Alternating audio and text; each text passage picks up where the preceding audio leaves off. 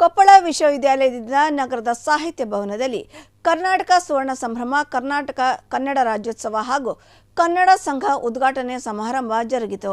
ಮುಖ್ಯಮಂತ್ರಿಗಳ ಆರ್ಥಿಕ ಸಲಹೆಗಾರ ಬಸವರಾಜ ರಾಯರೆಡ್ಡಿ ಸಮಾರಂಭಕ್ಕೆ ಚಾಲನೆ ನೀಡಿದರು. ಗ್ಯಾರಂಟಿ ಯೋಜನೆಗಳ ಅನುಷ್ಠಾನ ಮೇಲ್ವಿಚಾರಣೆ ಸಮಿತಿ ಅಧ್ಯಕ್ಷ ಹಾಗೂ ಮಾಜಿ ಸಚಿವ ಎಚ್.ಎಂ. ರೇವಣ್ಣ ವಿಶ್ವವಿದ್ಯಾಲಯದ ಕಲ್ಯಾಣವಾಣಿ ಪತ್ರಿಕೆಯನ್ನು ಬಿಡುಗಡೆ ಮಾಡಿದರು. ಈ ಸಂದರ್ಭದಲ್ಲಿ ಸಂಸದ ರಾಜಶೇಖರ ಹಿಟ್ನಾಳ್, ಮಾಧ್ಯಮ ಅಕಾಡೆಮಿಯ ಅಧ್ಯಕ್ಷ ಆಯಿಷಾ ಖಾನಂ, ಕರ್ನಾಟಕ ನಾಟಕ ಅಕಾಡೆಮಿ ಅಧ್ಯಕ್ಷರಾದ ಕೆ.ವಿ. ನಾಗರಾಜು ಇನ್ನಿತರರು ಉಪಸ್ಥಿತರಿದ್ದರು.